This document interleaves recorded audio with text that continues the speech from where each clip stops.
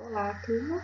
Aqui é a professora Rúbia, da disciplina de Fisioterapia Ortopédica e Funcional, e o conhecimento de hoje será voltado para a escoliose, que pertence às alterações do alinhamento da coluna vertebral, e também falaremos sobre o tratamento fisioterapêutico. Bom, esses slides vocês já conhecem, é a revisão, a breve revisão anatômica da coluna vertebral, composta por 7 vértebras cervicais, 12 torácicas, 5 lombares e também o conjunto sacro-coxígeo, que são vértebras fundidas. O corpo da vértebra, entre duas vértebras a gente tem o disco intervertebral, formando a unidade funcional. Também temos aqui processo espinhoso, processos transversos, aqui o canal medular, a lâmina e o pedículo. As facetas articulares, onde a gente vai ter a comunicação de uma vértebra e a sua vértebra correspondente. Uma vértebra cervical, ela é mais fina, A coluna cervical é dividida em coluna cervical alta, correspondente a C1 e C2, e coluna cervical baixa, correspondente de C3 a C7. As vértebras torácicas têm uma característica principal pelo tamanho desse processo espinhoso, protegendo todos os nossos órgãos vitais, que são coração e pulmão. E aqui a gente tem o corpo vertebral, da vértebra lombar, que se destaca também pelo tamanho. São vértebras maiores, porque a região lombar é uma região de sustentação e sustentação do tronco. A região cervical é uma região de sustentação da cabeça. E a cifose, a gente tem a região de proteção, a cifose torácica, os órgãos vitais, e a cifose sacro-coxígea, os órgãos reprodutores, de perpetuação da espécie. Os ligamentos também a gente já comentou, Então aqui só para passar rapidinho, a gente tem os ligamentos longitudinal anterior e posterior, que conectam os corpos vertebrais, o ligamento amarelo, que conecta as lâminas, e ainda temos ligamento supraespinhoso e interespinhoso em cada segmento de processo espinhoso da coluna. Aqui a imagem, novamente, para passar para vocês.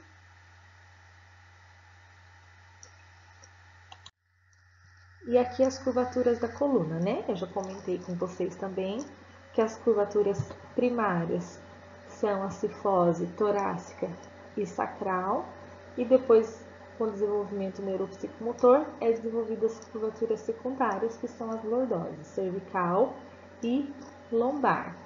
A função das cifose é a proteção e da lordose é a sustentação. Essas curvaturas elas dissipam forças e permite também que a coluna absorva o choque sem sofrer lesão, tá?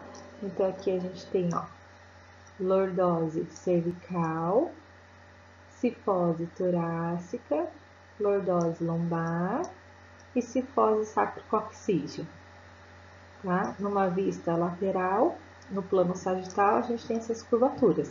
Numa vista antero-posterior, a nossa coluna ela é alinhada e não tem nenhum desvio. E agora começando, a aula de hoje depois da revisão.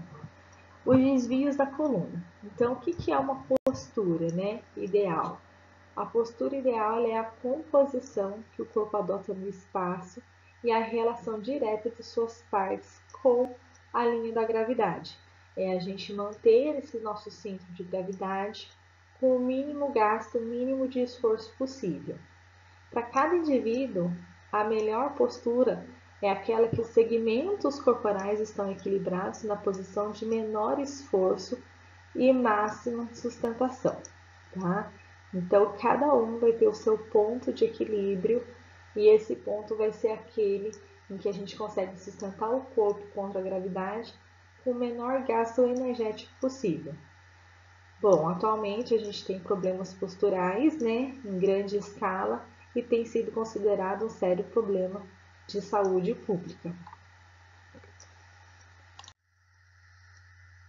Os hábitos posturais inadequados executados durante toda a nossa vida, como o comportamento sedentário provocado principalmente pelo mundo moderno, pelo mundo tecnológico, e associado ao uso assimétrico do corpo durante as atividades funcionais, facilita o surgimento com o passar do tempo do desequilíbrio entre o sistema neuromuscular e, consequentemente, as alterações posturais, né?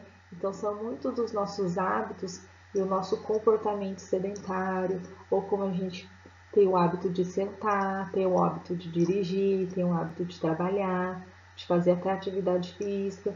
Então, tudo isso nos leva a alterações da nossa postura, né? Segundo a Organização Mundial de Saúde, 80% das pessoas já tiveram ou terão dores nas costas. Mais de 90% da população apresenta um desequilíbrio postural, principalmente na postura estática, na postura parada. E na maioria das vezes existem relações posturais nos três planos, uma combinação do plano sagital, frontal e horizontal. Porque o nosso organismo ele é feito de várias cadeias musculares. Então, as cadeias musculares é assim: eu tenho a origem e a inserção de um grupo muscular. A partir daquela inserção, eu tenho a origem de outro grupo muscular. Então, e assim vai, em todo o nosso corpo. Então, a partir do momento que eu tenho a divisão de alteração postural de um segmento, por compensação, eu tenho também a alteração de outros segmentos, que vão se adaptar a essa primeira alteração, a esse primeiro desvio. Então, a gente acaba tendo, em consequência disso, a alteração nos três planos e eixo. Se a gente pegar, por exemplo, um indivíduo e colocar ele na frente de um simetrógrafo e avaliar a postura anterior, posterior e lateral, a gente vai ver que tem um conjunto de alterações. Na aula de hoje nós iremos falar sobre a escoliose, né, que nada mais é que a curvatura lateral da coluna associado também à rotação de vértebras. Essa alteração ela pode ser tanto em C quanto em S, né? O S são dois C, ou seja, é uma curvatura compensatória devido a uma curvatura primária. A etiologia, a origem da escoliose, cerca de até 90% é de origem idiopática, ou seja, a gente não sabe a origem, mas ela também pode vir devido a anormalidades congênitas, câncer, diferença de membros inferiores, de comprimento de membro e também devido a maus hábitos ergonômicos, tá? Então, por exemplo, aqui eu tenho uma imagem abaixo de um desvio para a lateral, né? Um desvio escoliótico. Então, eu tenho aqui, ó, o desvio para o lado esquerdo e aqui para o lado direito, né? Então, a gente faz aqui essa curvatura, saindo do eixo da coluna que deveria estar alinhada.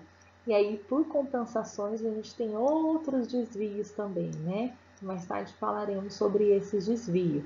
Mas, por exemplo, eu tenho aqui, olha, um desalinhamento, né, do acrômio. Aqui o ângulo inferior da escápula e superior da escápula desalinhado também. Aqui eu tenho o ângulo, tá vendo? Entre o cotovelo e o tronco também são diferentes. Então, existem várias alterações posturais que vão identificar uma escoliose. Bom, escoliose, então, ela é uma curvatura lateral da coluna e ela representa uma deformidade tridimensional. Na verdade, se a gente for realmente avaliar o indivíduo, ele não tem só o desvio lateral. Se a gente for avaliar esse indivíduo no eixo também sagital, em perfil, a gente também vai conseguir ver uma alteração. E muitas vezes essas vértebras, elas não estão somente para o lateral, elas estão em rotação também. A escoliose ela é classificada segundo a sua etiologia, a sua origem em estrutural e não estrutural. A escoliose estrutural é aquela que a gente conhece como fixa. Ela tem rotação e não corrige com a flexão lateral ou tração do tronco. Ela pode ser de origem idiopática, neuromuscular e osteopática também, tá bom? Então, aquele indivíduo que ele vai fazer a inclinação do tronco, ou ele vai se ajustar a postura, fazendo ali uma tração, mas ela não vai se ajustar. Essa é a que a gente conhece como a estrutural, que é a fixa. Já a não estrutural, ela vai corrigir com a flexão lateral do tronco, ela não tem rotação de vértebras, pode ser causado pela diferença de membros inferiores, né, por um processo compensatório, por espasmos da musculatura e dor nos músculos paravertebrais, onde o indivíduo fica tenso e aí acaba puxando ali aquele segmento vertebral, por compressão de raiz nervosa ou por lesão raquimedular e ainda por maus hábitos. Tá? A maioria das curvaturas tem um principal e uma compensatória, que eu já falei anteriormente, né? Porque a tendência é que a gente mantenha a cabeça e o tronco alinhado verticalmente. Todo mundo que tem uma escoliose, né, ela vai ter compensações. E a nossa tendência é que a cabeça ela fique na horizontal, que o nosso olhar fique na horizontal. Então, geralmente, quando a curvatura é em S, uma delas é a principal e a outra é a compensatória. Aqui também, né, novamente uma imagem de desenho de uma escoliose em C, né, com uma única curvatura e todo o segmento aqui compensatório dessa escoliose. A escoliose idiopática ela vai corresponder de 80% até 90% dos casos. E ela tem fatores, né, diversos, são multifatorial. Pode ser associado à carga genética, à hereditariedade, a um pico de crescimento, a fatores também mecânicos e neuromusculares. Principalmente durante a adolescência, na fase daquele estirão de crescimento, que a escoliose ela é acentuada. Então já tem uma predisposição e é durante o pico de crescimento daquela fase de estirão que é comum na adolescência que a escoliose é acentuada. Então tem grande relação ao surgimento da escoliose, ao aparecimento da escoliose na época da adolescência, na época ali, né, dos estudantes de carregar mochila. A escoliose idiopática ela pode ser dividida em postura escoliótica, que é a pré-escoliose, escoliose de primeiro grau, que só aparece na posição em pé, escoliose de segundo grau, só desaparece sob tração, e a escoliose de terceiro grau, que ela não desaparece. A escoliose, ela gera muitas complicações. Ela pode levar a deformidades severas da coluna vertebral e afetar os órgãos e principalmente os órgãos vitais, que é o coração e pulmão. Então, por exemplo, a gente tem nessa imagem aqui à esquerda, né, um menino com uma escoliose e aí a gente tem diversos fatores. Por exemplo, eu posso ter fatores neuromusculares, né, doenças neurodegenerativas ou distrofias musculares, em que o indivíduo ele vai perdendo a força dos músculos e vai perdendo a capacidade de sustentação das vértebras. Lembra, gente, que a postura, né, ela é adquirida conforme a contração muscular. O osso, ele não é capaz de manter uma postura. O sistema ósseo ele é capaz de manter a postura junto com o sistema muscular.